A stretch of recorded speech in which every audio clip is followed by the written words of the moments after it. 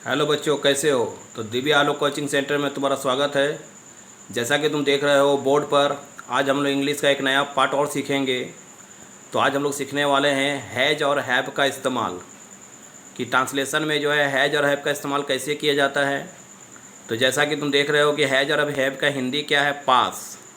यानी कि जब हमारे पास कोई चीज़ रहते हैं तो हम लोग उसको जो है कैसे लिखेंगे। एग्जाम्पल के तौर पे तुम देख ही रहे होगे कि बोर्ड पे मैंने कुछ हिंदी ट्रांसलेशन दिया है। जैसे एक नंबर है मेरे पास कलम है, तो यहाँ पर देखो पास शब्द का इस्तेमाल हुआ है। दूसरा है तुम्हारे पास किताबें हैं, तो तुम यहाँ पर पाँचों का पाँचों जो तुम ट्रांसलेशन देख रहे हो हिंदी, सभी में जो है पास लिखा हुआ है। अब कहाँ पे जो है हैज का इस्तेमाल होता है और कहाँ पर हैव का इस्तेमाल होता है वो तुम बोर्ड पे देख ही रहे हो कि लिखा हुआ है कि अगर सब्जेक्ट ही, सी, इट या नेम, यहाँ पे नेम कहने का हो गया आदमी हो, चाहे कोई सामान हो या कोई जानवर हो या पशु पक्षी, कोई भी सिंगल होना चाहिए, तो हम लोग वहाँ पे हैज लगा देंगे। जैसे कौवा का द क्रो, लेकिन वही कौवे रहेंगे तो द क्रोज। तो जहाँ सिंगुलर होगा वहाँ पे हैज लगाएंगे और जहाँ पे प्लूरल होगा वहाँ पे हैव लगाएंगे। और यू, दे, वी, आई या नेम्स प्लूरल अगर होगा तो उसके साथ हम लोग हैव लगाएंगे। तो यहाँ पर देखो मैं कैसे पहला लफ्ज़ दिखा रहा हूँ। जैसे लिखा हुआ मेरे पास कलम है, तो मेरे पास, तो मेरे के लिए हम लोग यहाँ पर आई का इस्तेमाल करेंगे। और पास के लिए क्या बोले, हैव चाहे हैव। तो सब्जेक्ट देख लो, सामने में आई है, आई के साथ हम लोगों को हैव लगाना है। हैव का हिंदी पास होगा, ये याद रखना है। तो आई हैव यानी कि मेरे पास है, ये हो गया कंप्लीट। ठीक है बच्चों, मेरे पास है का बन गया आई हैव। अब सिर्फ तुमको कलम का लिखना होगा, तो कलम का लिखा जाएगा पेन। तो मेरे पास कलम है का जो है पूरा क्या बन गया, आई हैव पेन। 2 नंबर है तुम्हारे पास किताबें हैं, तो तुम्हारे के लिए हम लोग यहाँ पे यू का इस्तेमाल करेंगे। यू हो जाएगा हैव के लिए, क्या हो गया, यहाँ भी यू के साथ हैव लगता है, इसीलिए पास है का लिखा गया हैव।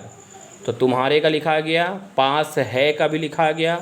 अब सिर्फ बच गया क्या, किताबें। तो किताबें देखो यहाँ पर प्लूरल फॉर्म है, तो हम लोग किताबें के लिए बुक्स लिख देंगे। तो इसका ट्रांसलेशन हो जाएगा तुम्हारे पास किताबें हैं, तो हो जाएगा यू हैव बुक्स।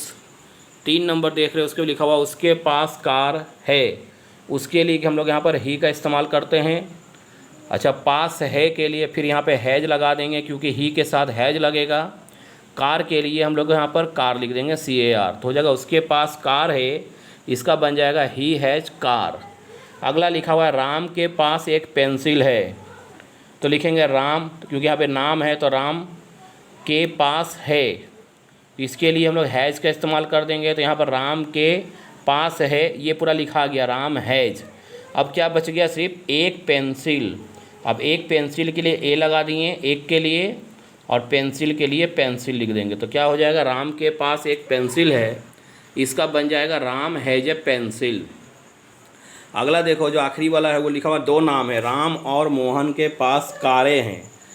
तो यहाँ पे 2 नाम जब रहेगा तो हम लोग इसको प्लूरल बोले थे हम, तो राम एंड मोहन लिख देंगे, राम एंड मोहन। अब यहाँ पे 2 नाम हैं, इसीलिए इसको प्लूरल मानेंगे, तो हम लोग यहाँ पे हैव का इस्तेमाल करेंगे।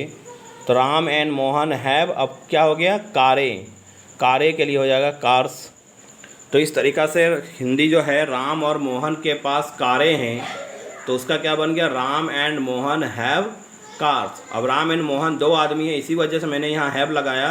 अगर एक नाम होता तो हम सिंगुलर मान के उसमें हैज लगा देते हैं। तो इसी तरीक़े से हैज और हैव का इस्तेमाल किया जाता है पास्ट शब्द के लिए, जैसा कि तुम बोर्ड में देख ही रहो कि मैंने इसको कैसे बनाया है। तो वीडियो अच्छा लगे तो इसको शेयर, सब्सक्राइब एंड कॉमेंट जरूर करो। Thank you.